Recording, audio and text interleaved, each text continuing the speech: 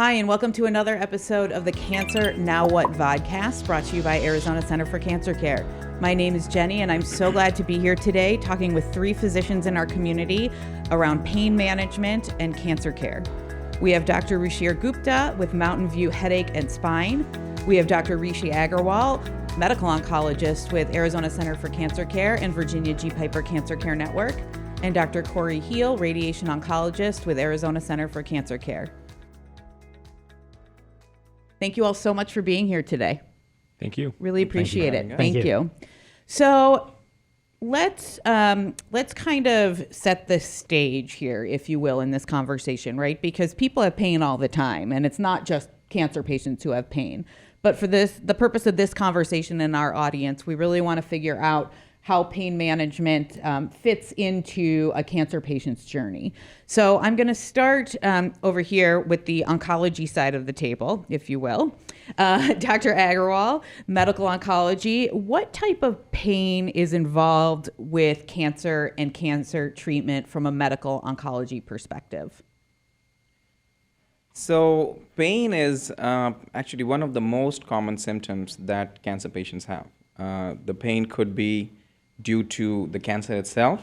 It could be due to the procedures involving in cancer diagnosis or treatment, or it could be directly related to the treatment.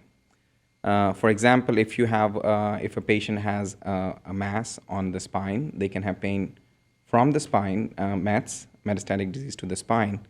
They can have pain related to the fracture from the cancer in the spine. And then, if they get a biopsy of that tumor, sometimes they will have pain related to the procedure. And then if they get cancer treatment, there are side effects from cancer treatment which can cause you to have pain related to cancer treatment. So pain related to cancer could be because of multiple causes. Also, you can divide cancer pain into acute pain or chronic pain. So pain which is more acute, for example, due to a fracture or something like that, which is quick to come and is reversible. Then there is chronic pain, which is a long-standing pain. So a lot of patients, in the range of 70-75% of cancer patients, they present with some sort of pain related to cancer. That's really unfortunate. It's unfortunate. Yeah. So when you are seeing people in radiation oncology, I know sometimes you're actually treating the pain with radiation treatment. But what are some of the reasons that people who are getting radiation oncology will experience pain during their cancer treatment? Sure. So pain from cancer has a lot to do with where it is. So someone with a head and neck cancer might have pain in their mouth or when they swallow. And then when I'm giving radiation to someone for a treatment, oftentimes the pain associated with treatment also is related to where we're treating them. So if we're treating cancer, sometimes not only are we damaging the cancer cells, but some of the nearby cells around it also gets damaged and has to repair. And so people can have pain associated with the cancer treatment itself. Okay. Yeah, it's definitely got to be tough on you guys to see your patients in pain when the whole goal is to cure them of their cancer and give them quality of life. So it's got to be very tough for you when you've got patients in those situations. What do you do when a patient is saying that they have pain? The first thing that you do, identify what it's from, or how do you navigate that? So if someone comes into me and they're having pain from a cancer, the first thing I'm going to do is examine them and evaluate kind of where that pain is and what it might be coming from. I'll look at their scans and see if there's anything that can kind of correlate with where their pain is. And like was said earlier, if it's a lesion in a bone, that's something I can treat, then I'm gonna try and address that pain. If I'm treating them and they start to have pain during treatment, at least for radiation, when someone's undergoing radiation treatments, we see them at least once a week during their treatment. And the whole purpose of that is to try and identify early on if someone's having symptoms so that we can address them early. So sometimes, if it's really bad, it's getting them involved with a pain specialist so that we can address that. Sometimes we can re-image them and see, hey, is this tumor growing or something? Do we need to adjust our treatment? And oftentimes there's a lot of interventions we can do during treatment to try and help them. So for breast cancer patients that are getting a sunburn, we'll prescribe lots of creams and topical steroids to try and help. If it's someone that we're treating their head and neck cancer and their throat is sore, they're having pain in their neck, there are different elixirs we can use to try and help, or giving them pain medicines. So a lot of it depends on where their tumor is, but during their treatment, we have time built in to try and diagnose and intervene early so that people can get through treatment, because that's what they're going through all of this for. For sure. So then from a medical oncology perspective, Dr. Agarwal, is the pain different from chemo than it is from radiation? Does it present differently, and do you manage it differently than in radiation oncology? So, yeah, the pain that presents secondary to cancer treatment will present differently from the pain that presents with the cancer patient. Most of the patients who will have treatment-related pain, in my experience, it mostly develops gradually, and most common pain that we see with the treatment is neuropathy that we have for a lot of our chemotherapy drugs. Unfortunately, have a side effect of neuropathy, which is an unfortunate side effect because a lot of these drugs are also very active in treating cancer. So on one hand, we are treating the cancer, but that also causes an unwanted side effect of neuropathy.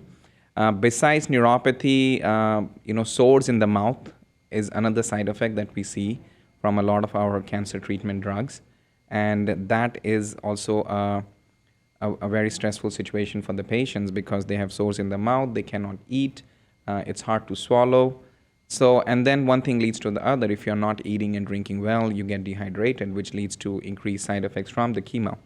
So managing pain in such situations is very, very important.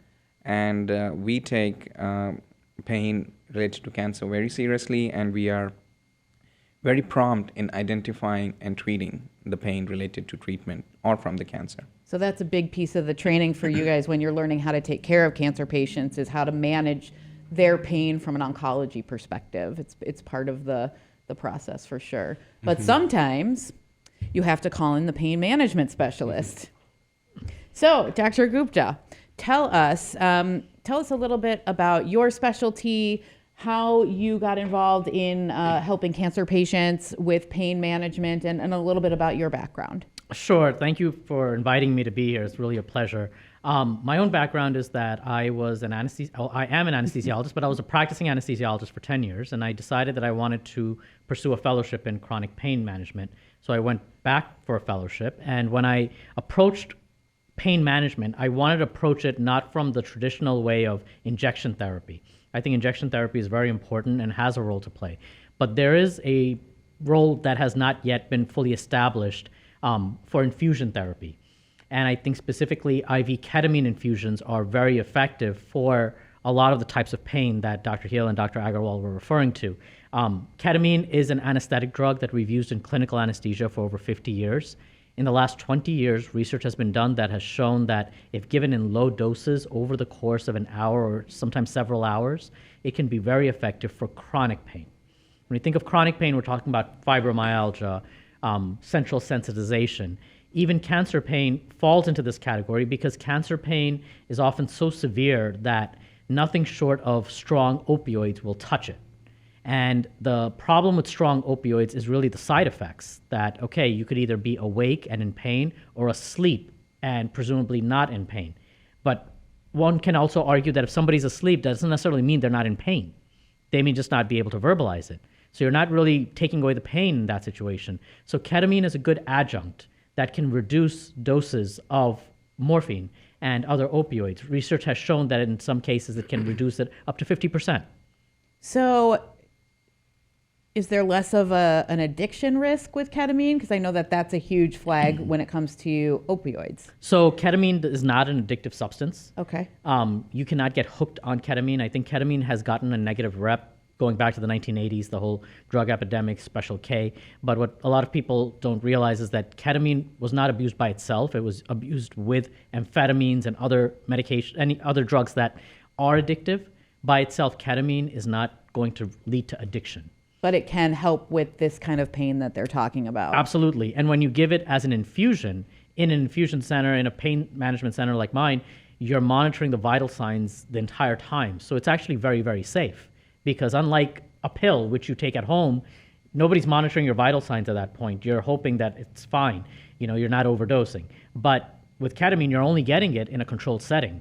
So there's no chance of an overdose in that situation. So how did you, moving from anesthesiology into pain management, really decide that this was a way that you wanted to treat cancer patients specifically? Well, because, when you think of cancer pain, I think we as a specialty have not done enough to address it. I know that even in my training, when we had patients that presented to us that were on high doses of opioids and had cancer, we would say, okay, well, we can tweak your opioids, but beyond that, we don't have much else to say. So I think that ketamine is filling a major void in our practice, so that when these patients come to us, we have something else to offer, as opposed to just, okay, well, we'll do a simple injection in your shoulder for shoulder pain with steroids versus we'll put you on an opioid. There's a third option. This option goes everywhere in your body because it's an infusion into your vein. So it can treat leg pain and back pain and neck pain and nerve pain and bone pain. It can treat pain from all causes. And while no pain remedy is 100% across the board, in the right patient, it can serve a very strong purpose. So if one of the oncology physicians refers a patient to you for this, they come to your center, Yes. right? And how long does the infusion take? From the minute that the patient arrives to the minute they leave, we block out 2 hours. The actual infusion will be a little over an hour. Okay. Because the amount of time to get an IV going, have them sit down, possibly during the infusion, they may have to use the bathrooms, you have to halt the infusion, then recovery time so that they feel, back to their normal self. All of that, we think within 2 hours can safely be done. So it's like a 2-hour commitment. And how often do they have to come back for it? So that's a great question. We've done majority of our ketamine infusions on patients with fibromyalgia, central sensitization. These are, conditions in which they have a certain level of pain that they live with. For those patients, I have a protocol where we have them come in every day for 5 days, and they receive their infusion. And then after that, we do a follow-up visit, and then we decide, do we need to do more infusions, or do we do maybe a booster infusion at the 3-week or one month mark? Cancer is different because cancer is dynamic, right? It's growing, it's changing. Treatments are happening to shrink cancer. Those treatments can be causing pain. So it's much more patient specific. What I would say is that we would start with 5. We would then do a follow-up visit. At the follow-up visit, we'd see where the pain is. Do we need to do another 5? Maybe we can do 3 this time. After that, we see how long that lasts. We see what else is being done, maybe by your radiation oncologist. What else is where is your cancer right now? Is it increasing in size, or is there a surgery that you have scheduled to do some debulking? So all of that plays a role in the cancer treatment that we offer. But the nice thing is that our clinic is one of the few clinics, I believe it's the only clinic in Arizona that has insurance coverage for IV ketamine. So as we go through this journey, this is not something that the patient has to worry will eat into their bottom line or their savings. This is something that we're getting covered by insurance. In most cases, obviously everybody's a little bit different. In most cases, we are getting it covered by insurance. And this gives us a lot of flexibility in really customizing the care for the patient. And has there been data surrounding this and telling us that it works, and that, obviously insurance usually doesn't cover it unless there's data saying that it's helpful. What have the studies shown? So there's been studies that have shown, a meta-analysis showed that it can reduce, ketamine can reduce morphine requirements by up to 50%.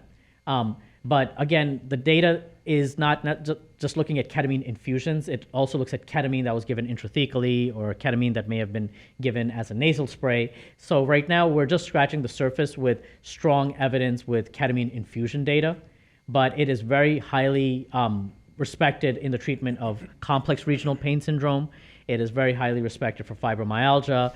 With cancer pain, we are seeing that it's reducing morphine equivalents, and that's what I say to everybody, that ketamine is not some magic wand that's going to take away your pain. But if we can reduce your opioid consumption, we decrease the side effects, we decrease the dependency, and we create a space to go up on the opioids if we need to.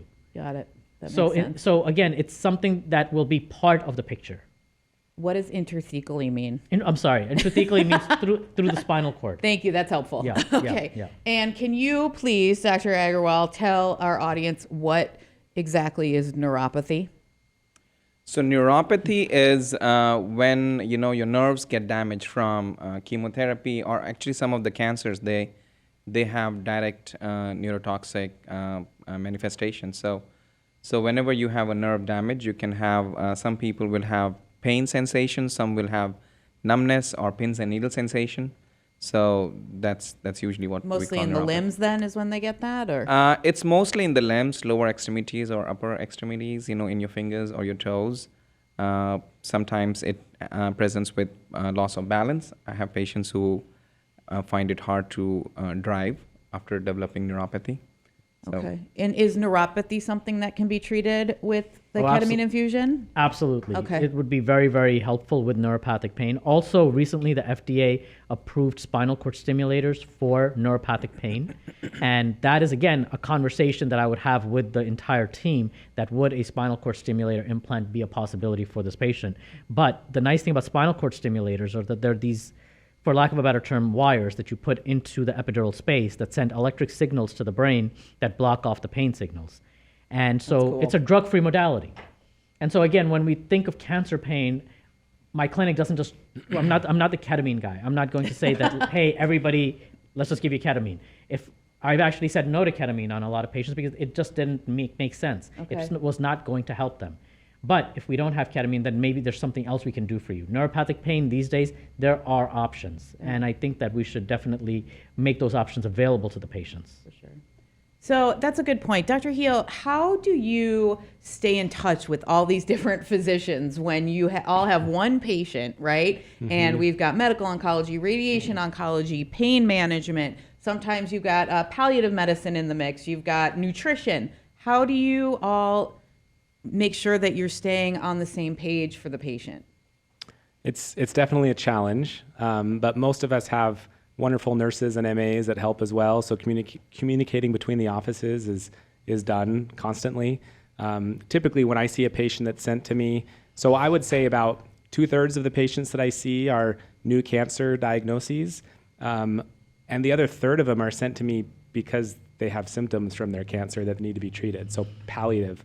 So in that case, when someone comes to me, I'm obviously going to be calling the doctor that sent them to me and kind of get a rundown and see what's going on, and then I'll follow up. So usually I just get on the phone. I'm on the phone a lot during the day in between seeing patients, just letting them know what's happening, or we fax our notes to each other. We have electronic medical records that we can communicate with.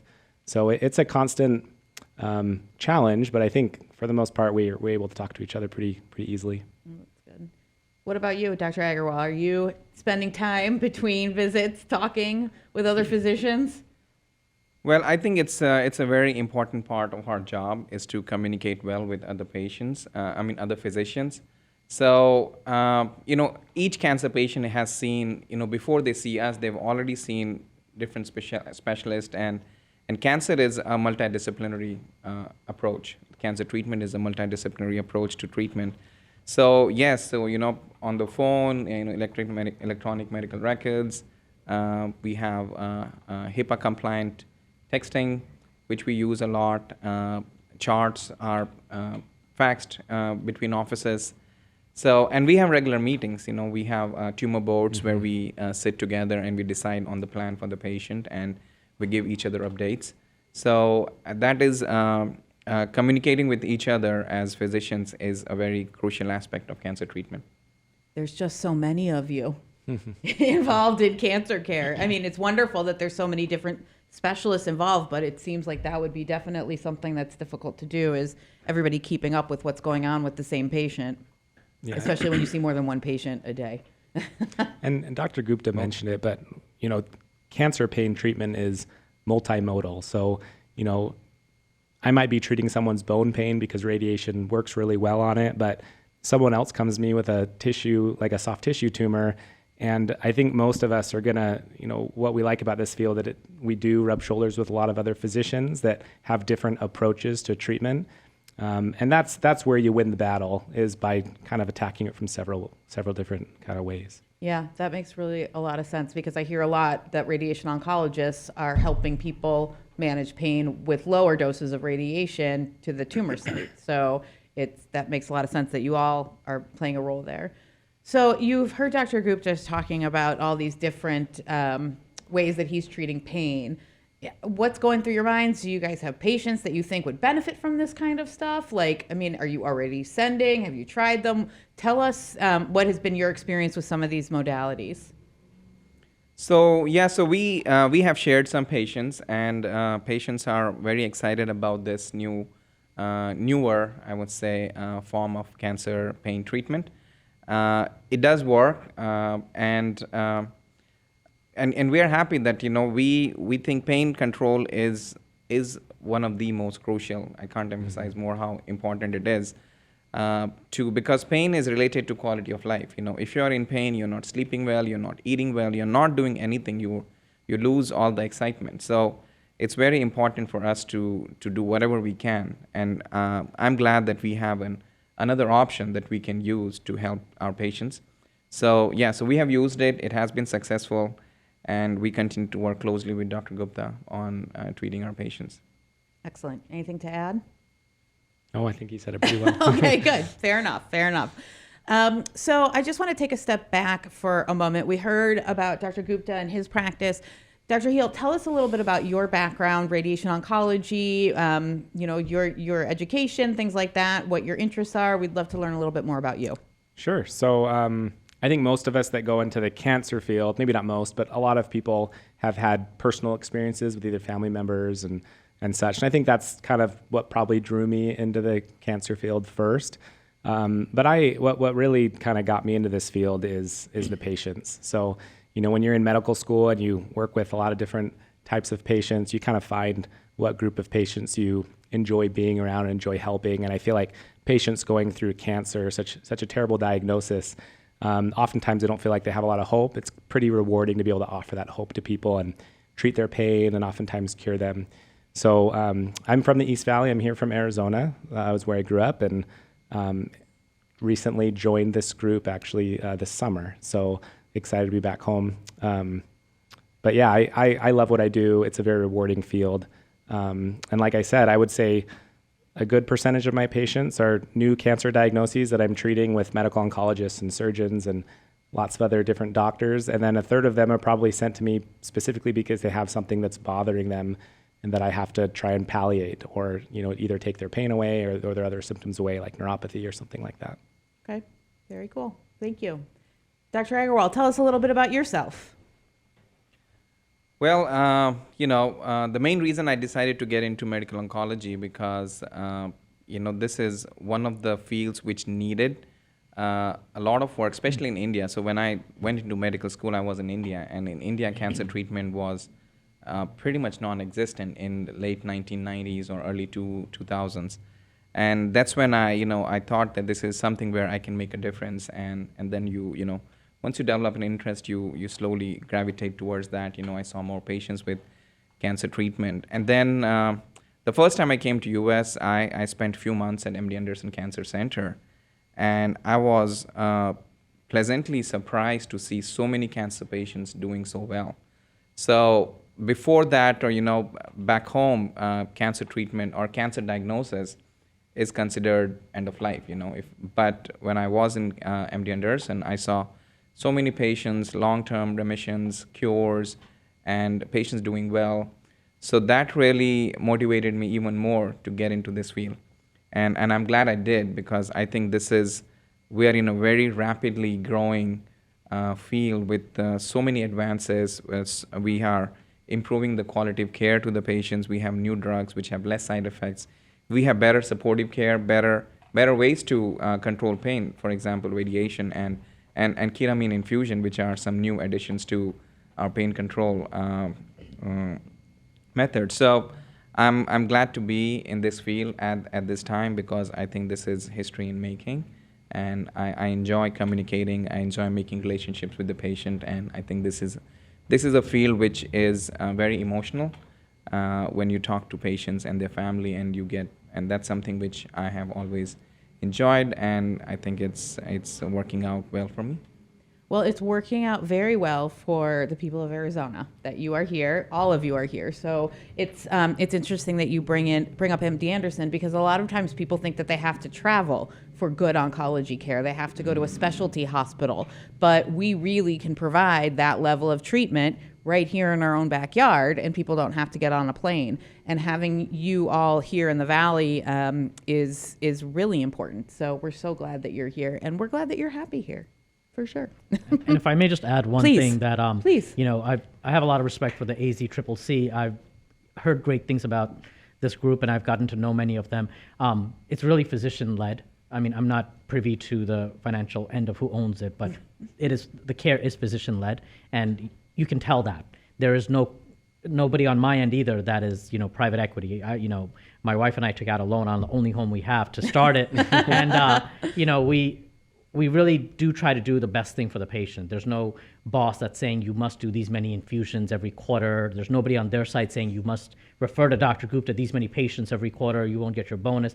So whatever we're doing because we really think that's best for the patient. I love that. That's so important. And I'm so glad that you brought that up because, you know, I am an employee of Arizona Center for Cancer Care, right? And I can second the fact that it is literally a bunch of doctors, just like you, who get to practice medicine for the reasons they got into medicine in the first place, and that is to take good care of patients. And I mean, it's personally for me just so rewarding to know that I get to work with physicians who are doing it for the right reasons. So I'm glad you brought that up. Thank you. Yeah, for sure. Is there anything else you would like to share about pain management specifically in cancer patients before anything you want people to know? I mean, you really did a good job of telling us everything. So, well, what I would say is that, you know, we live in a world where we try to put patients on assembly lines because we do have a lot of people that need care, and there is a shortage of doctors and nurses. So it seems that if you give personalized care, you're somehow going to burn out. But I do believe that cancer pain treatment has to be very personalized, and that it is very hard to say, well, we can guarantee results because it is a very personalized approach. If you're a young patient, then, you know, sometimes the emotional aspect that Dr. Agarwal spoke about, that can exacerbate pain. Patients suffering from major depression experience pain more. We know that. We know that if you've had surgery as a child, then your response to the same stimulus will be greater than somebody who hasn't had surgery as a child. So we're learning so many new things about pain management and how some of these pain processes are developed in utero, which is to say before they were even born. And so we have to customize treatment. And so that requires energy, that requires time, and we're willing to provide that time and energy. it's amazing. Thank you.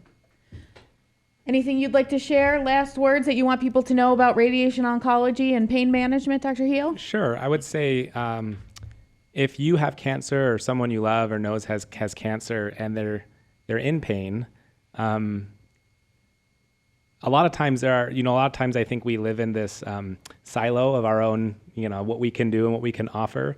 And sometimes one doctor doesn't have all the answers. And so it's really nice to be in a group like this where we have several different specialties kind of talking about pain management. So if you have pain or somebody has pain, oftentimes there might be an answer to it. So, my father had cancer when I was younger, and I think back to him now because he was in a lot of pain, and he was just told, that's what happens when you have cancer. There's nothing you can really do about it. And now I see the amount of, the treatments he could have had that would have been very helpful. And I think, I wish he would have asked more. If you're in pain, let your doctor know so they can get you to someone, and we can talk about ways that we might be able to address it. Because there are, I think all of us have said there are new and emerging treatments coming out, and I think it's worth trying so you can have a good quality of life. That's a great point. Thank you. And Dr. Agarwal, any thoughts that you want to leave us with today? Well, I just want to say that cancer is a difficult diagnosis, but I do believe to make it easy for the patients, one of my mantra has been that getting diagnosed with cancer is difficult, but getting treatment for cancer should not be. So my goal has always been to personalize, give the most efficient, most up-to-date treatment to my patients. And if you or anybody in your family has been dealing with cancer, talk to your doctor. There's a lot of ways that you can be helped. And there are patients who are diagnosed with cancer and they are cured, but they still suffer from stress related to their cancer diagnosis. There are support groups available which they need to, if they talk to your physician, or our cancer center has emotional support groups. So there's a lot of help for cancer patients. Don't hesitate to talk to your doctor. Don't hesitate to talk to us. We're here to help, and we'll do anything we can to make it easier for you. Excellent. Well, thank you all so much for being here today. I really appreciate your time. And thank you for joining us. If you would like more information on Dr. Gupta, you can visit him at www.mountainviewheadacheandspine.com. If you would like information on Dr. Heel or Dr. Agarwal, you can visit them at ArizonaCCC.com. Thank you so much, and we'll see you next time.